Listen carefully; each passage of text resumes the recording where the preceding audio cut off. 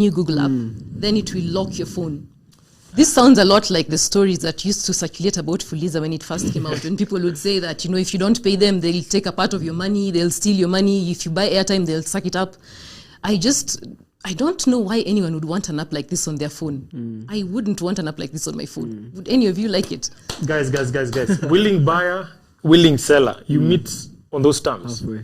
You see what's happening is the transition in the world is people are moving to smarter devices. Yes. There's what you used to call the feature phone. You know why they called it the feature phone? Because anywhere you go, you have to feature it. Oh, I like that. You can't really show it out, right? So people are moving from the feature phone to the smart enough device. Yeah.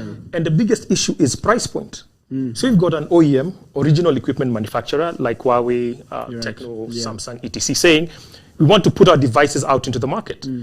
But the market is responding and saying, while we'd love to be on Facebook, we'd love to be on all these platforms, we can't afford that price point. An operator such as Safaricom and others across the globe come and say, we're willing to help you pay it off slowly. Right. And this has always been there since the days of Amido Center. I can tell how old you are. You can tell how old I am. From Amido Center, where you could actually get a fridge and you pay it off slowly by slowly. Yeah. So at the end of the day, Google is simply trying to say, here's something that you could use to essentially bridge that gap. And it's not the first time it's happening. If you look at all these solutions that deal with, solar solutions, like pay-as-you-go solar solutions, guess what they do?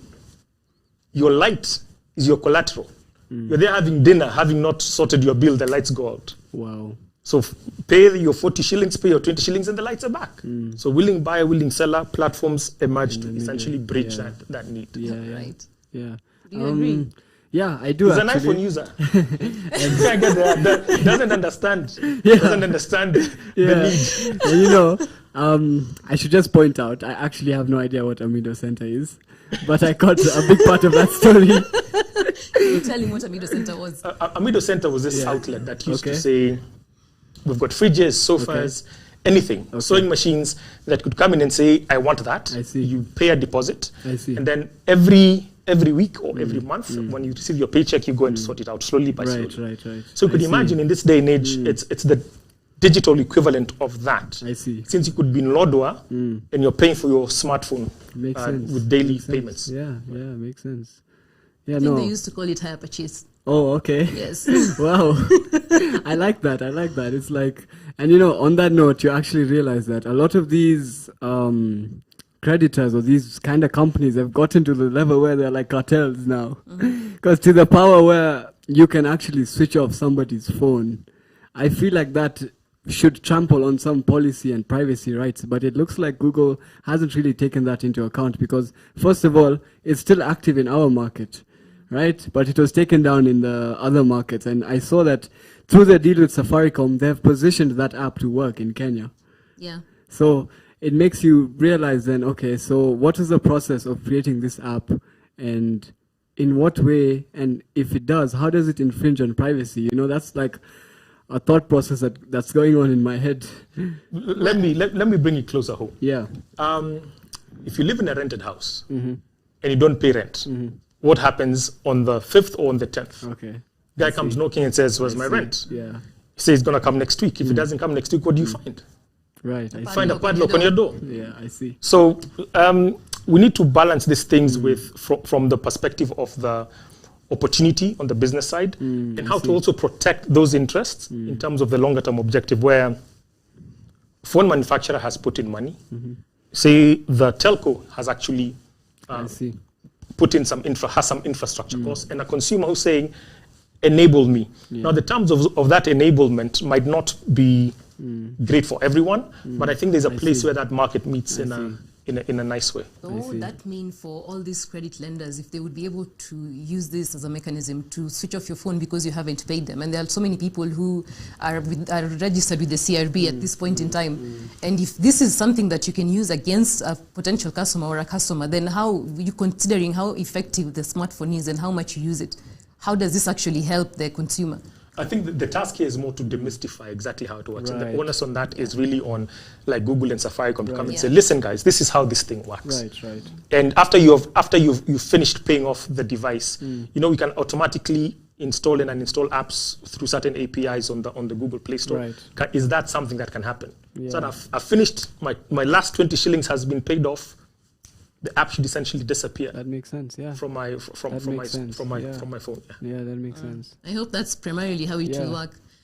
So just don't go anywhere. Stick around. We are just taking a short commercial break and we'll be right back.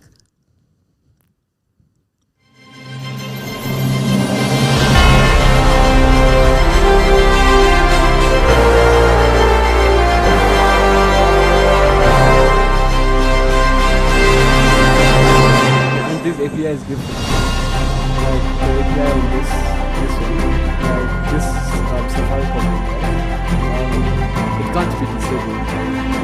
Exactly. Like, it comes as a free store. Fast. But Google Play Store, they can give Safaricom access. So this is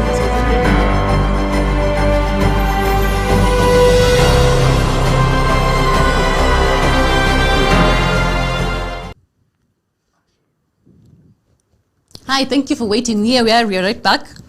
And this half session, you're going to be discussing the Safaricom half-year results and a little bit about WhatsApp disappearing messages. So I'll just start with the disappearing messages on WhatsApp. This is kind of like you said, willing buyer, willing seller. Why would anybody want disappearing messages? What are they hiding? I think, again, for WhatsApp, it's a Me Too. Because of Telegram. Because of Telegram, because of Signal, exactly. because of Snap. Yeah. You know, Snap was the originator of the disappearing message. Right. And I think if you look at some of the statistics, maybe only Sid is closer to the age where a lot of the global youth population is moving to. Like in the US, one of the reasons why platforms like TikTok saw a bit of pushback from the government is all the teenagers on those platforms. And one of the beautiful things about some of these platforms is disappearing messages, young love, naughty love, all this true stuff that actually drives consumption on platforms. So for WhatsApp, I think it's a Me Too, and I'm not sure how much traction it would get at this point. Yeah, they're still in the beta phase right now, but they're going to roll it out very slowly. Yeah, so it will help for the clandestine activities, And I feel like we can also tie in the aspect of clearing users' digital footprints, because that's become a big topic of today. And people actually don't want their data. People don't want to be traced, and they don't want their messages. They don't want any trace of them on the internet, and that's WhatsApp included. So the way in which the platform actually allows them to clear the messages, clear their data, is actually like a big plus for people, because they look at it like, okay, I'm here, but I'm not really here, So they like that. Okay. Yeah. But then it's only for a period of 7 days. Right. So during this 1 week that you can retain these messages, someone can still use this information against you. True. So the timeline is very, very long in comparison to, say, Telegram, where you can only do a disappearing message. It can be timed like a few seconds or an hour. I love Signal. Signal, you walk in and you say, standard messages between myself and Carol, 5 seconds. After you read, it's gone. It's gone, yeah. So there's novelty in that, but let's see where this gets us. Yeah, that's true. For sure. So Safaricom brought out their half-year results, and considering how much businesses have been struggling, as expected, they also realized that they got their half-year results, their net profit dropped by 6%, and their M-Pesa revenue dropped by 14.5%, their messaging revenue by 6%. I think this is quite expected, their performance, but I might really be thinking otherwise. What do you think, Sid?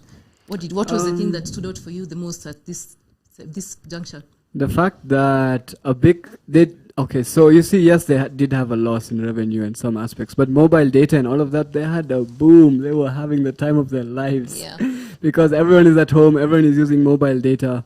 And so it's like, I feel that gives them some sort of idea of where they can develop and grow a new aspect of their business, because yes, COVID wiped a big part of their profits, but it also gave them new opportunities, and the mobile data segment was one.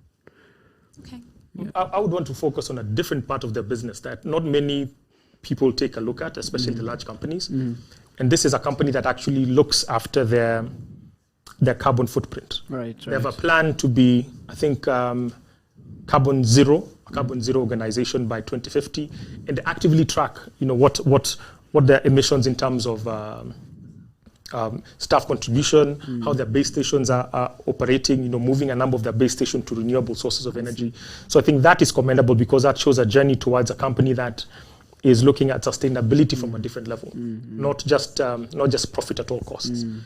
Mobile data, like you rightfully noted, Sid, is going tremendously. I can't remember the exact percentage, but they have a metric where they track how many homes have they connected along where they've passed by. I see. They have a healthy percentage on that. So that's a great metric because as people are working from home, kids are also schooling remotely, I think it points to the future.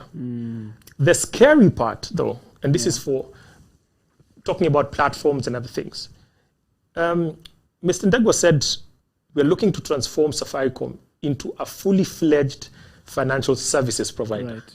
For the longest time, they've been playing touch and go with the banks, with the SACCOs and whatnot. It almost feels like a wolf in sheep's clothing moment. But suddenly it's like, I'm in the pen and I'm going to take you all. So talking to some of the guys in the fintech industry, because they say, look at Safaricom's numbers and look at the top 5 banks' numbers. How many of these banks can you put into Safaricom? Right. And right now we're actually going to start seeing some of those true colors in terms of them being a really deliberate financial technology services firm. That won't go down well with the regulator. That will be like, they're stepping on, Safaricom will be stepping on their toes. But think about it this way. At this point in time, an M-Pesa transaction is more trusted than a banking transaction. True. Like I see that ID saying M-Pesa, People you can trust go. M-Pesa far more than they would trust their Banks. banks. So they've built themselves into a very formidable position. And we'll see how the industry responds to more of their more proactive things. Okay. Well, for me, what stood out for me was when Ndegwa talked about the mergers and acquisition aspect of Safaricom, that they're looking to do more of that. And even when they were bringing on board someone after Bob Collymore, they actually talked about mergers and acquisition being the foundation of what they want Safaricom to become. So I know that they merged with Vodafone, and that's great. I'm actually interested to see what other mergers and acquisitions they will have in future. Because as it is, they're growing and expanding in very many different areas. They have a very diversified portfolio. Yeah. The favorite child, M-Pesa. Yes. I'm finally happy to see that. Should M-Pesa be a he or a she? Should be a she. As an enabler, I think she has been let to go out of the home. Big time. Like with Sitoyo, they're now looking at M-Pesa Africa, looking at integrating all these things, because I think for the longest time, M-Pesa has been stifled within Safaricom. And if they're going to look at the next stages of growth, I mean, we're now at a place where voice plateaued and now is going down. True. Yes, data is on an upward trajectory, but them expanding out of Kenya and might be Ethiopia, might be other markets, it's exciting to see where that product might go and what it could be. Imagine one API allowing you to collect payments or make payments in multiple African countries in a way that is trusted. Yeah, absolutely. Okay, well, my viewers, what do you think of the Safaricom Mafia results? Can you share your thoughts on LinkedIn? We would love to hear what you think. And at this point, we would like to say goodbye. And it's been great. And we hope to see you again on Friday. Bye. Ciao.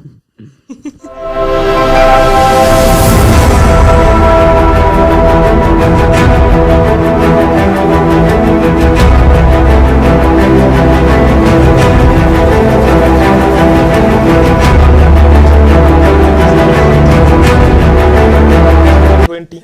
About 20. We started at 3:44. That was short.